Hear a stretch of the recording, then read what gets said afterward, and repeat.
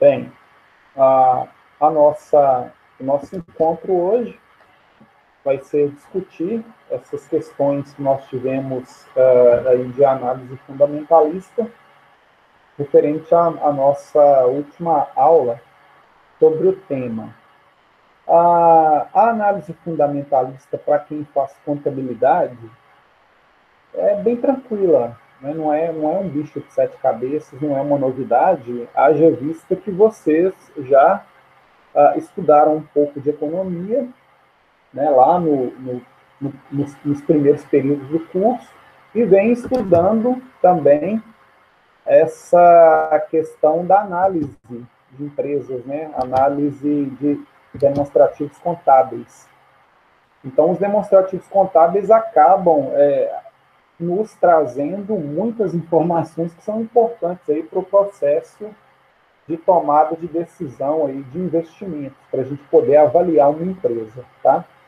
Então, o fundamento, como a gente falou, é tudo aquilo que toda informação, toda nuance, todo indicador que a gente pode relacionar com o valor da empresa, que tem a ver com o valor da empresa, né? Exemplo, conjuntura econômica, ciclo de vida do setor, indicadores contábeis, rentabilidade, liquidez, endividamento, a própria estrutura de geração de caixa da empresa também, né, que a gente pode pegar via DFC. Todas essas informações, elas são importantes, que a gente consegue fundamentar para relacionar com o valor de mercado aí de uma empresa. A própria análise, a própria avaliação de uma empresa, de uma maneira geral, ela é baseada em fundamentos, né? Então a gente precisa trazer à tona esses fundamentos, principalmente aí os fundamentos que fazem a empresa gerar caixa, gerar dinheiro, e esse caixa ele está intimamente relacionado aí com essa questão que a gente discute o tempo todo aí do valor de mercado da empresa, tá? Bom, então, aí eu vou lendo as questões e vou colocar aqui a sugestão de resposta. Aí, se vocês tiverem dúvidas, perguntas, sugestões, complementações, se não concordarem com a resposta, vocês podem ficar à vontade, tá bom, gente?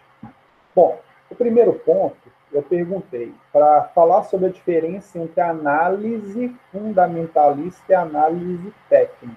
Bom,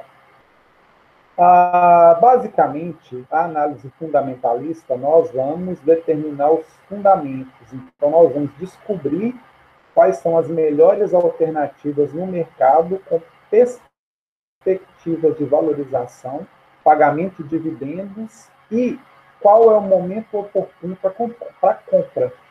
Então, a gente vira e fala, essa ação está barata, essa empresa está cara, não quero comprar agora. Principalmente por aquele indicador lá, P sobre VT, né? Ele é um que fala se a empresa está cara ou está barata. É claro que nunca a gente vai tomar uma decisão em cima de um indicador apenas, né? Então a gente toma uma decisão em cima de um conjunto de indicadores. E aí nós estudamos também, né, que nós temos a análise top-down, que ela é de baixo para cima, então a fundamentalista, a base dela, então top-down, de baixo para cima. Eu vou estudar primeiro o contexto macroeconômico como um todo, depois eu vou estudar o contexto setorial e depois eu vou estudar o contexto da firma dentro desse setor, ok? E a bottom-up, a abordagem bottom-up, ela já vai estudar mais a empresa, ela vai partir da empresa para as outras empresas do mesmo setor, né? Ela vai fazer a abordagem contrária, de baixo para cima, não de cima para baixo. Então, ela vai pegar a empresa, a gente vai trazer os fundamentos da empresa e a gente pode comparar com empresas do mesmo setor, para ver se aí é uma abordagem que a gente chama de abordagem dos múltiplos, né? Ok? Que é muito usado aí na abordagem bottom-up. Então, a fundamentalista, basicamente, a gente vai determinar quais são os fundamentos que estão relacionados com a determinação do valor da empresa. A análise técnica, ou análise grafista, ou análise gráfica, que nós vamos estudar na próxima aula, é a observação da evolução dos mercados por meio da análise gráfica. Então, a gente vai ter um gráfico, né, que a gente chama o gráfico de candles, e esses candles, eles vão nos mostrar qual que é a perspectiva da empresa em termos do momento certo de comprar e do momento certo de vender, ok? A hipótese subjacente aí da análise técnica é que os preços, eles movem com tendências que podem ser previstas. E o passado também, geralmente, ele fala muito sobre o que acontece com a empresa, né? Que a empresa ela tem ciclos. Então, a análise gráfica, na verdade, o gráfico ele vai nos mostrar qual que é o momento certo de entrar e sair. Bom, a fundamentalista geralmente é a análise mais de longo prazo, né? Aí, quem já leu aí os livros da área de finanças, da área de investimento, vocês vão ver que o investidor fundamentalista ele é um investidor mais de médio e longo prazo, e o investidor grafista ele está mais voltado a curto prazo, né? É uma análise mais dos traders, né? Que é comprar e vender rápido, tá? Então, a fundamentalista, geralmente, ela é usada aí pelos investidores que fazem swing trade, né? Que é essa análise aí de médio e longo prazo, e a análise técnico-grafista, ela é feita pelos investidores aí do day trade, né? Que é fazer trade. Tradear significa comprar e vender, né? No jargão do mercado. Ok? Tudo bem, gente? Alguém tem alguma consideração a fazer sobre isso?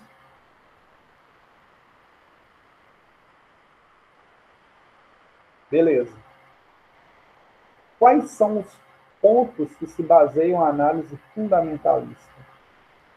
Bom, eu coloquei 4 pontos aqui de acordo com os nossos slides e o livro que a gente está seguindo, né? Então, aí dei um enfoque, coloquei primeiro aqui demonstrações financeiras, né?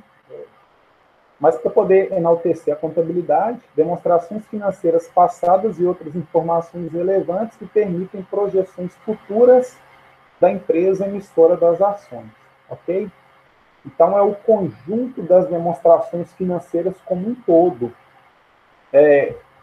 Todas as demonstrações que vocês conhecem, né? Balanço patrimonial, DRE, DFC, DVA também é uma demonstração importante. As notas que são relevantes, né? Os fatos relevantes que a empresa publica também, né? Então, fazem parte do escopo das demonstrações financeiras e existe uma expectativa muito grande no mercado, e aí tem uma agenda no mercado financeiro das empresas vão divulgar balanço. Esses dias, não sei se vocês viram, né, a divulgação do lucro do Banco Itaú, né, da holding do Itaú.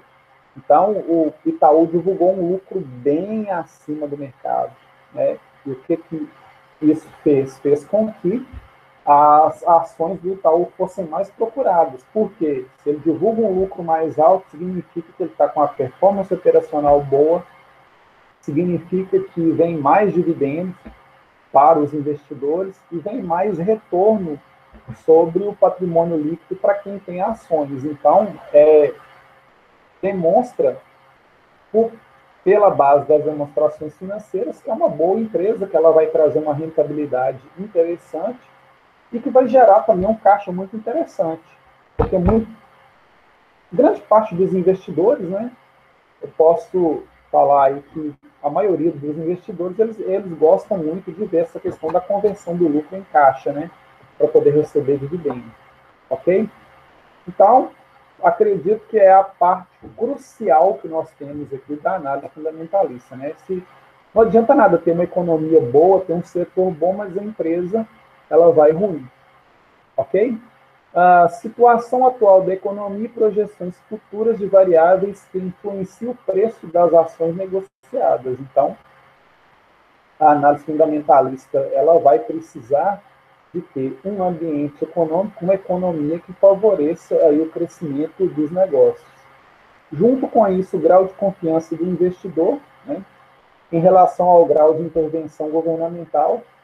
Aí, aqui não é a questão, por exemplo, do governo chegar e intervir, meter a mão, como ele fez lá na Petrobras, né, de acordo com aquela palestra que nós tivemos lá do caso. Não, é o governo fazer o seu papel, né? E fazendo o seu papel, aí esse grau de confiança do investidor aqui acaba aumentando. E outros, né? Lucro futuro esperado, investimentos realizados, a realizar, fontes de financiamento que são utilizadas. Aí entra aqui também a questão do setor, né? Como é que o setor está se comportando, enfim, quais os incentivos que o governo dá para o setor, qual que é a tendência de movimento do setor dentro da economia. Então, aí a análise fundamentalista, ela vai pegar isso tudo, né? Então, ela é uma análise macro, ela começa macro e vai fechando aí no micro da empresa. Tudo bem? Alguém quer falar alguma coisa? Alemão, Oi? quando você pega a análise técnica, ela tem muito daquele suporte, resistência. Isso. Você acredita, você entende que ela seria mais um chute, ou você acha que aquilo ali é real, de fato funciona, ou você vai mais pela fundamentalista? Então, é complicado, viu, Alexandre? Mas, assim, o que eu posso te falar? Eu vou tentar te responder do ponto de vista mais, assim, racional possível. Viu? Na verdade, o gráfico, ele mostra. Na maioria das vezes, ele mostra o que está acontecendo, entendeu? Pelo que eu já conversei com vários traders, ele mostra realmente, olha, aqui é o momento de entrar, aqui é o momento de sair, entendeu? Aí ele te dá uma pista de qual que é a tendência, tá? Ah, Entendi. só que o que acontece? Eu posso até falar, eu posso até citar o caso de um amigo meu, lá do Rio de Janeiro, que ele gosta de tradar, ele gosta de comprar e vender rápido. Aí esses dias ele comprou, eu acho que foi Magazine Luiza, comprou a ação lá da Magazine Luiza, estava abaixo, de uma hora para outra subiu. Aí ele estava com um ganho de R$ 5.000. Tá? Ele estava com um ganho assim, astronômico. Aí ele me mandou, falou, ó, aí mandou um print para mim, falou, olha aqui para você ver como é que tá meu ganho. Eu falei, cara, vende e realiza. O que o gráfico fala? Não, o gráfico está mandando vender, então vende. Vende e realiza e para. Aí a ganância dele foi tanta que ele falou, não, se eu ganhei 5, eu posso ganhar mais. Aí ele vendeu, realizou o lucro e comprou uma outra. Aí o lucro de 5.000 que ele tinha ganhado, ele perdeu.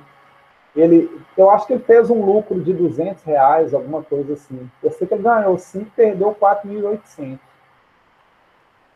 É mais a questão comportamental, Alexandre. É mais a questão. Eu acredito que tem muita questão comportamental, entendeu? Mas assim, o gráfico realmente, né, se você tem as informações, o gráfico realmente ele te dá uma ideia.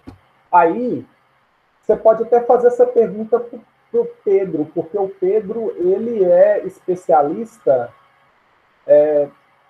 Na verdade, ele tem várias especializações no mercado financeiro, mas ele já foi trader de contrato mini dólar. Então ele entende muito disso. Aí você pode até você pode até guardar essa pergunta e fazer segunda-feira para ele, Tá? porque aí você vai estar falando com uma pessoa que operou e que opera diretamente isso aí todo dia. Beleza, Eu, beleza. eu gosto mais da fundamentalista, sabe? A fundamentalista ela te dá uma possibilidade de você ter uma razoabilidade maior. A, a técnica, ela tem essa razoabilidade, mas é uma razoabilidade curta, rápida, entendeu? Então você tem que pensar Sim. rápido e, consequentemente, seu risco é mais alto também, entendeu? Na técnica, você só puxa uma linha e já era, né? É, é, é. Beleza. Semana que vem eu pergunto para ele, então. Não, então, aí é porque semana que vem a gente vai dar essa ênfase, né, na análise técnica e a gente vai falar mais sobre ela lá, tá? Mas foi ótima a sua questão. Bom, a diferença entre a análise top-down e bottom-up. A top-down de cima para baixo, então é aquela questão que eu falei com vocês, né? O entendimento, o que move a bolsa a longo prazo são as variáveis macroeconômicas, refletindo o comportamento da economia. Partem de um contexto global para a formulação de uma conclusão sobre a empresa que ele deve recomendar. Analisa primeiro a economia em geral, depois o setor da empresa. Tá? Então, a top-down aí, a primeira análise da top-down é válida para todas as empresas da Bolsa. Então, é aquela questão, ó, se a economia do país vai mal, a Bolsa derrete. E a prova disso aí foi quando a gente teve a primeira crise lá, né, do coronavírus, da pandemia do coronavírus, que a Bolsa foi no chão, né? Ela estava em 120 mil pontos, ela caiu para 60, 60 e poucos. Né? Então, negócio complicado. Aí, quando, por exemplo, os Estados Unidos, ele tem aquele PMI, né, que é o PMI, que é o PMI, que mostra como é que a economia dos Estados Unidos está em termos de contratação de pessoas, né? E aqui a gente tem um indicador similar, que é o CAGED, né? É o Cadastro Geral de Emprego e Desemprego. Enfim, quando esses números são bons, geralmente mostra que a economia está bem, as empresas estão indo bem. Quando esses números estão ruins, aí mostra que a economia está indo mal em termos de geração de emprego, em termos de crescimento, né, de produto interno bruto também, né, e aí acaba jogando a economia para baixo. Então, tem muito a ver, né? Tem muito a ver. Uma dúvida rapidinho, você falando sobre o CAGED e o PIB, o senhor sabe responder se o CAGED tendo um índice bom, tem como o PIB ser baixo? Ou um não interfere no outro? Eu acho, Roberta, excelente pergunta, viu? Eu acredito que um está relacionado com o outro.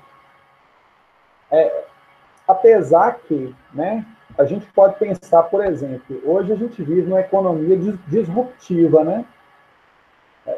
O que é essa questão da disrupção?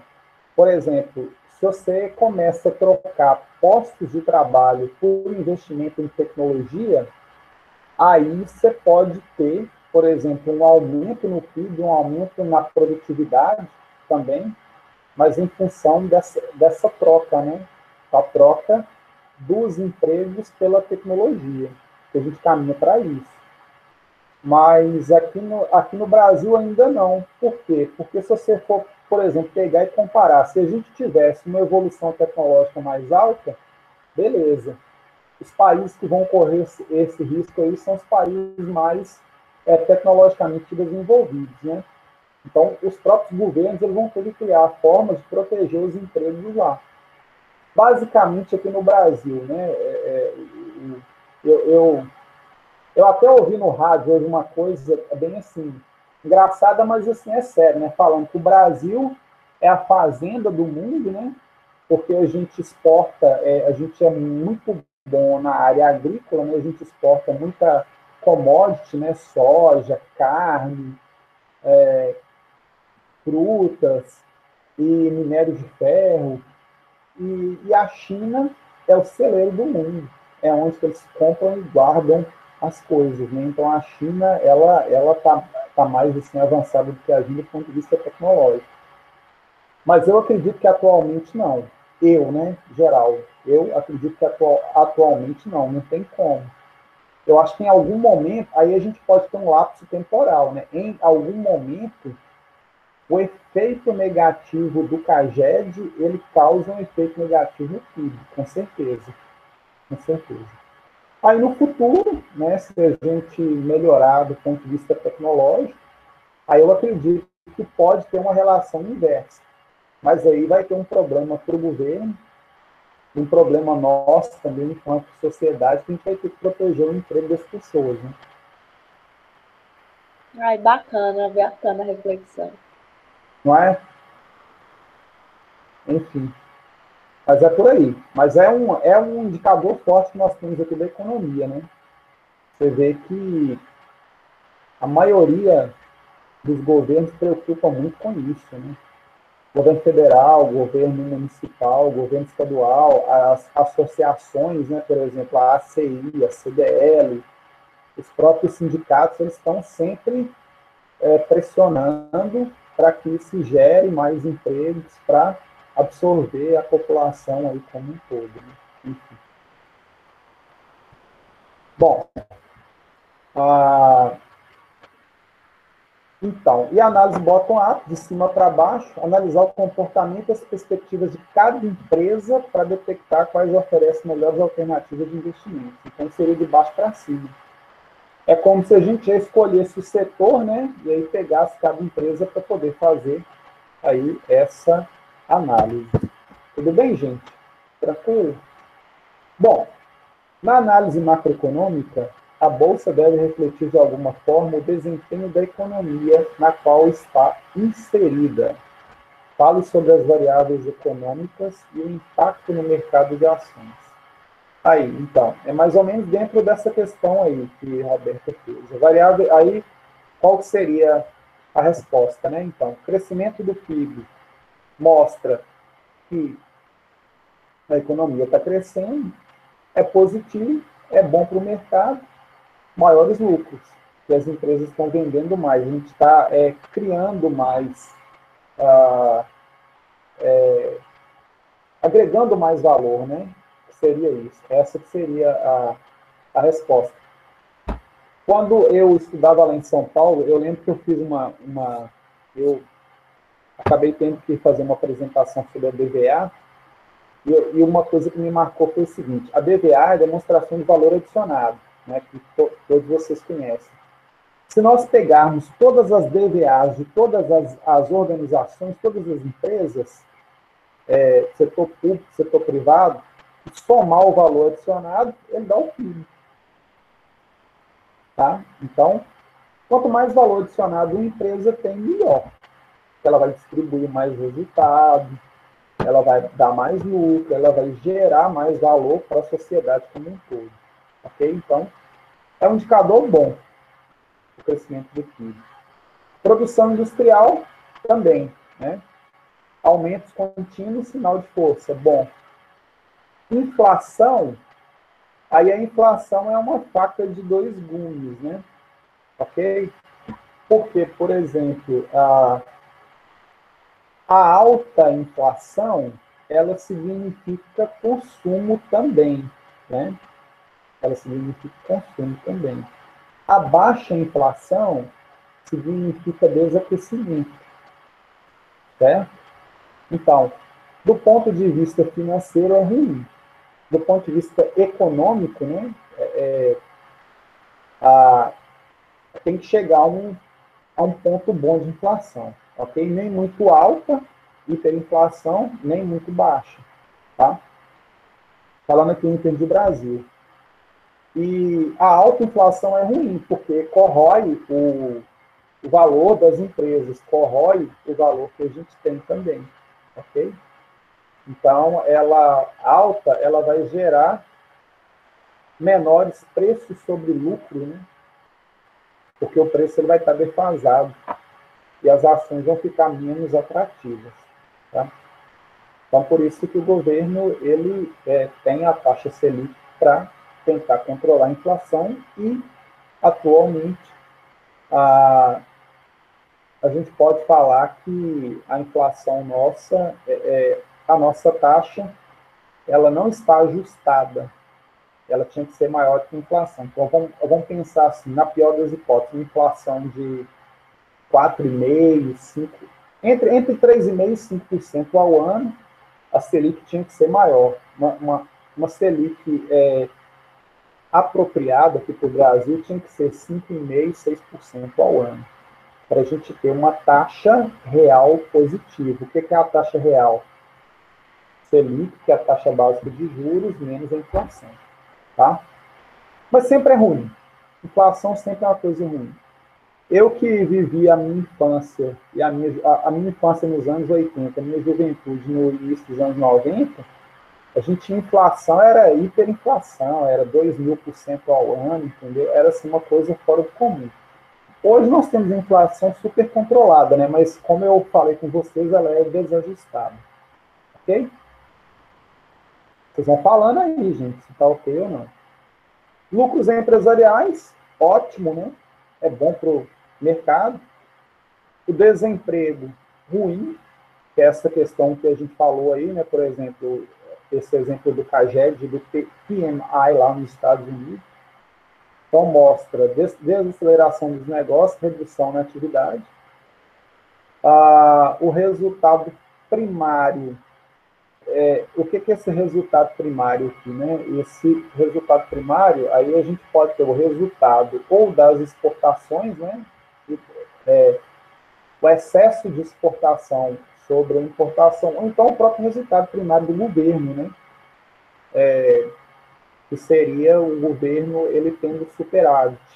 Então, o superávit é bom para a taxa de juros e ações. Por quê? Porque não vai precisar do governo se endividar, não vai precisar do governo aumentar a dívida. Toda vez que o governo aumenta a dívida é ruim para a economia, né? Porque ele fica mais caro. Tá?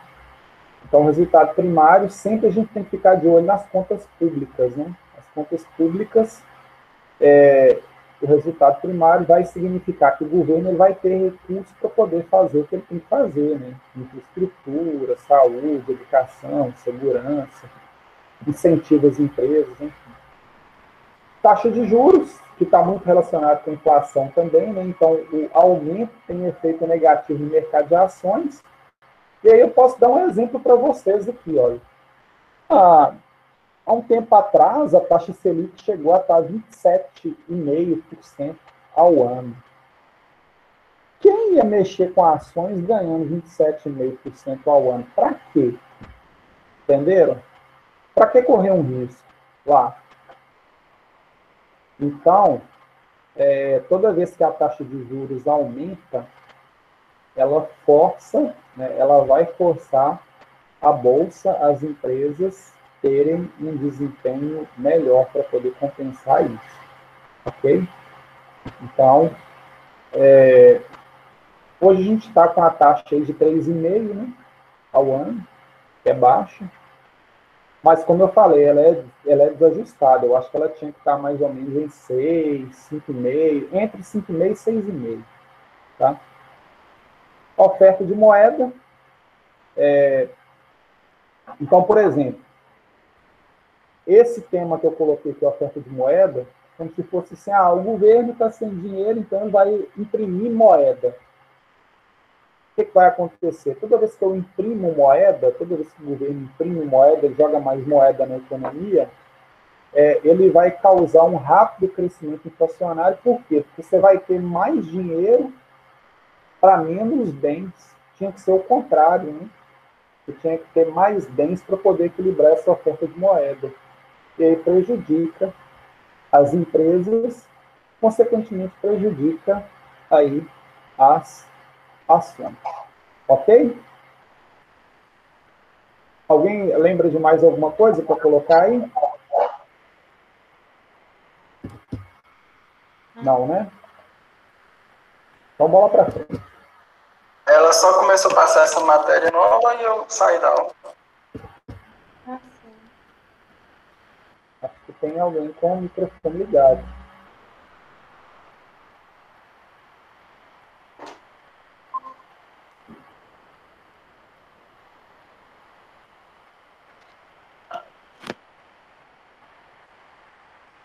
Bom, vamos lá.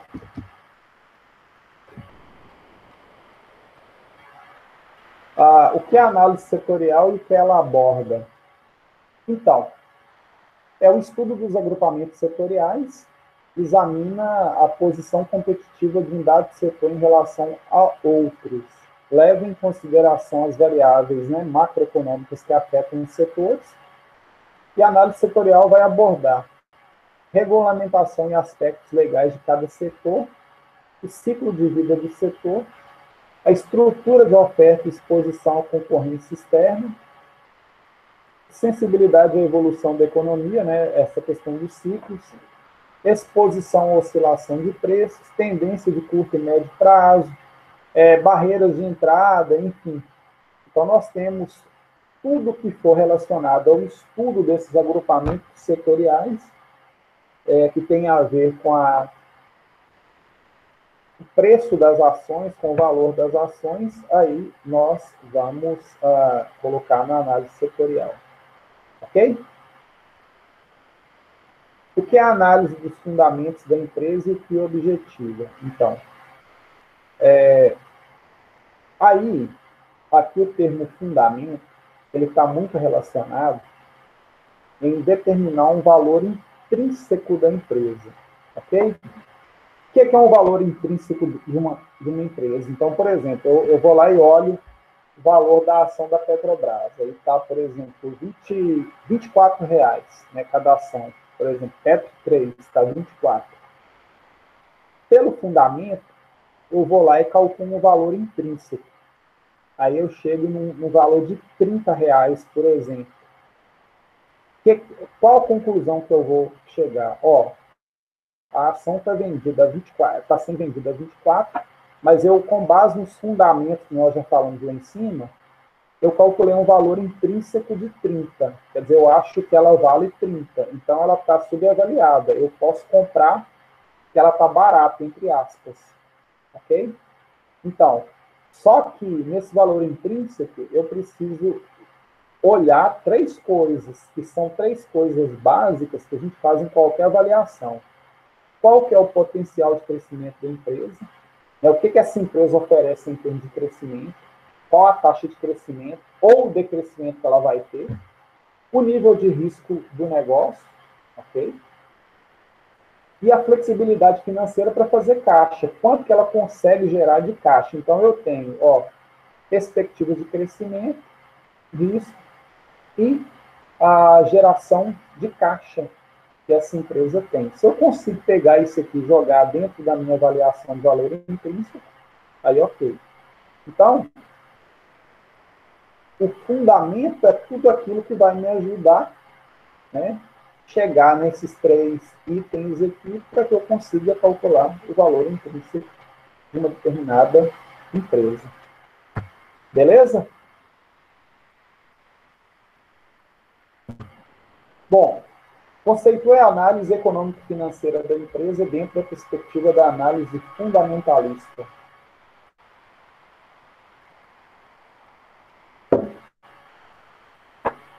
Então, a análise econômico-financeira é a parte que eu já falei que nós vamos estudar os indicadores e vamos examinar e avaliar o comportamento de uma empresa sobre os aspectos econômico-financeiros, tomando por base as demonstrações contábeis, compreender o valor da empresa e fundamentar a decisão de compra das ações, e a gente vai analisar os índices extraídos das demonstrações contábeis. O que nós vamos olhar? Mercado, fornecedor de capital, fornecedor, empregado, utilização do ativo, preparação para o futuro, rentabilidade, endividamento, liquidez, enfim. Então, tudo aquilo que a gente pode usar, né, de análise econômico-financeira, a gente vai usar. Podemos usar os indicadores tradicionais e podemos usar os indicadores bursáteis também, né, que são aqueles indicadores que estão mais relacionados aí aos aspectos específicos aí do mercado de ações. Tá? Vamos lá. Questão 8. A análise da valorização de ações ou empresas objetiva valorizar ações e comparar o preço resultante da análise com o preço de mercado. Tentar achar ações subvalorizadas, boas oportunidades de investimento. Falo sobre os modelos de avaliação. Então, teria que falar sobre esses três modelos aqui, né? Que seria o modelo baseado no valor patrimonial, que é avaliar a empresa pelo patrimônio, né? Então a gente teria o valor contábil e o valor contábil ajustado, e aí as IRFS, elas já começam a fazer esse valor contábil ajustado quando eu quando a gente ajusta a valor presente, os passivos, os ativos também, né?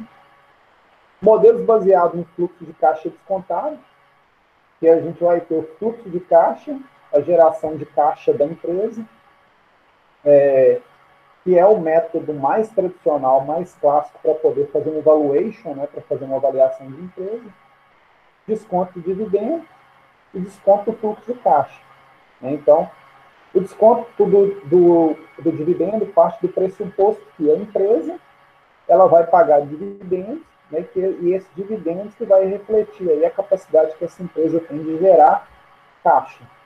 E o desconto do fluxo de caixa ele vai calcular qual que é o fluxo de caixa da empresa, o fluxo de caixa livre da empresa e o fluxo de caixa livre do investidor. Tá? Então, são métodos que são praticamente quase equivalentes. E os modelos baseados em indicadores bursáteis é que a gente chama de modelos de múltiplos. O que são os múltiplos? Eu vou calcular esses indicadores bursáteis. Então, eu vou calcular, por exemplo, dividend yield, vou calcular o P sobre PV, vou calcular o L sobre P, e aí eu vou comparar com outras empresas similares. Né? Então, imagina, por exemplo, se eu estou avaliando a Petrobras, eu tenho que pegar empresas similares também. Né? Por exemplo, se eu estou avaliando Magazine Luiza, eu tenho que pegar empresas similares também. Né? Então, os múltiplos eu só consigo comparar com empresas mais ou menos do mesmo setor, né? Eu não consigo comparar com outros setores, tá? Então, também é muito usado aí dentro dessa análise que nós temos aí de valorização de ações e de empresas. Tudo bem? Oi? Beleza? Sim, tudo bem. Ah, beleza. Pode continuar. Aí tá jóia. Bom, quais os pressupostos dos modelos de avaliação de empresas ou ações baseados no desconto de dividendo? Então, foi aquilo mais ou menos que eu falei. Ó. Qual que é o pressuposto? O preço de uma ação, ela deve refletir o valor presente dos dividendos futuros de uma ação. Tá? Aí, isso faz muito sentido se a gente olhar na prática. Vamos pensar numa empresa que há tempo não paga dividendo. Vocês sabem me falar aí?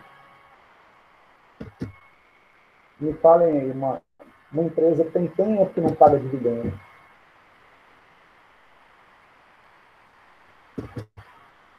Ninguém sabe?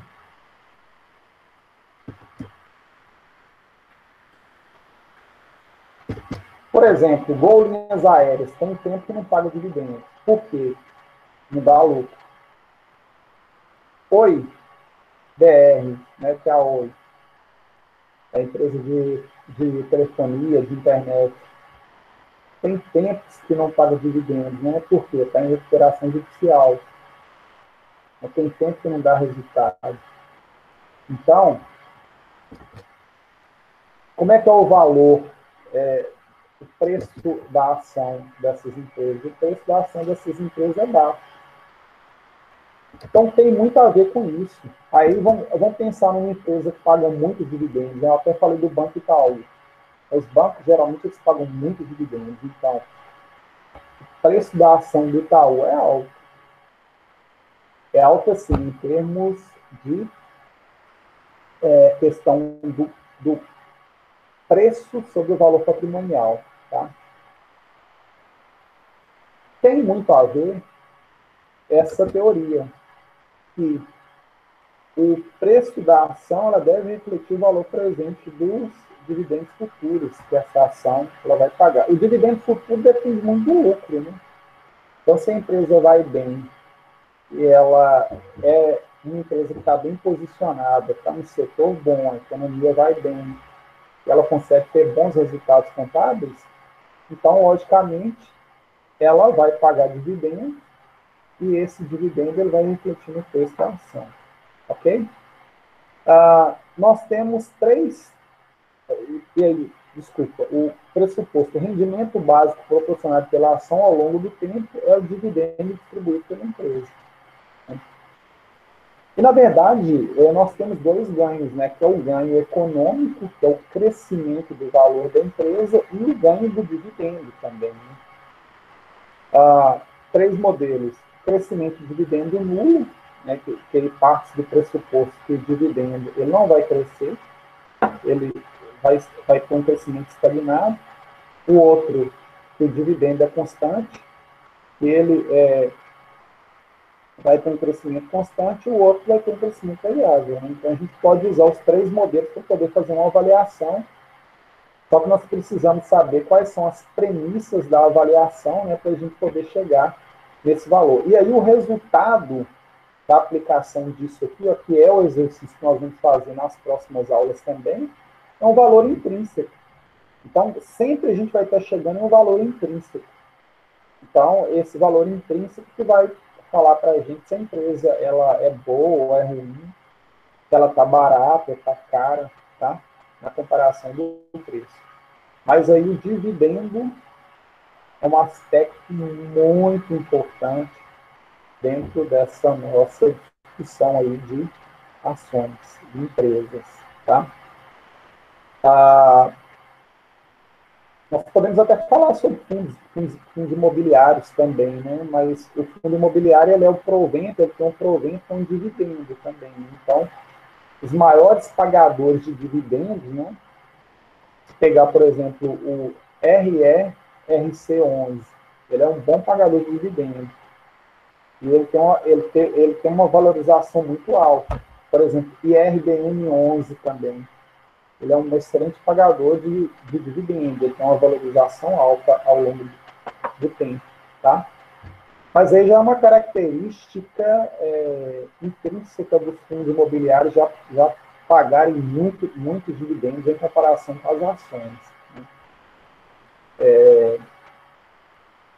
Mas também vale, essa teoria vale também para a gente avaliar fundo imobiliário. Bom, 10. Quais são as principais características dos modelos de avaliação de ações de empresas baseados no desconto do fluxo de caixa? Então, uma limitação que a gente tem é fazer a projeção dos lucros, né? Lembra que eu falei aqui, ó, em cima? Tem muito a ver com isso aqui, ó.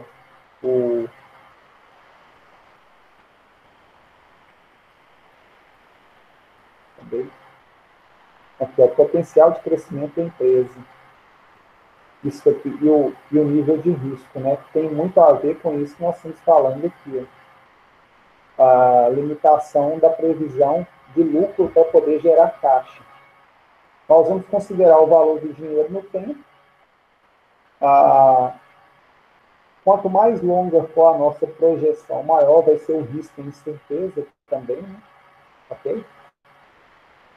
E nós vamos determinar o fluxo de caixa disponível para o acionista. Lembra que eu falei? Então, eu tenho o fluxo de caixa livre da empresa e eu tenho o fluxo de caixa livre do acionista. Tá? São duas coisas diferentes. Por quê? Se a empresa ela é financiada por capitais de terceiros, principalmente, esse capital de terceiro tem uma exigibilidade antes, e aí o acionista ou proprietário ele vai ter um resultado residual, ok? Que é o risco do negócio. Limitações do método, né? Então, as projeções da demonstração de fluxo de caixa para os próximos anos, né? Em função da própria incerteza. O valor residual aqui que a gente chama de perpetuidade da empresa no último ano.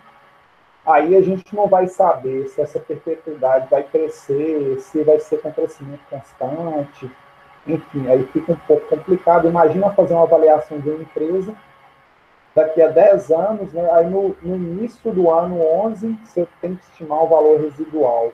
Então, é bem complicado, tá? A escolha da taxa de desconto do fluxo de caixa também, né? Porque essa escolha que vai definir qual que é o valor da empresa e a análise de sensibilidade de cenários, né? Então, eu posso ter um cenário otimista, crescimento. Cenário normal, um crescimento menor. Cenário pessimista, crescimento zero. Então, essa análise de sensibilidade ela é importante para a gente poder determinar essa questão aí dos cenários, tá? Mas, assim, a coisa mais difícil que tem mesmo é essa limitação de fazer essa projeção dos resultados futuros aí na avaliação aí baseada no desconto do fluxo de caixa, certo? 11. O que são modelos baseados em indicadores bursáteis e como fazê-los? Como eu falei com vocês, é a avaliação que a gente chama de avaliação de múltiplos, né? Então, o objetivo é comparar para ver se a empresa está cara ou barata em termos relativos de mercado. Por que é uma coisa relativa? Eu tenho que saber se eu estou mais caro ou mais barato que alguém que parece comigo. Ok? Magazine Luiza Via Varejo, por exemplo. Tá?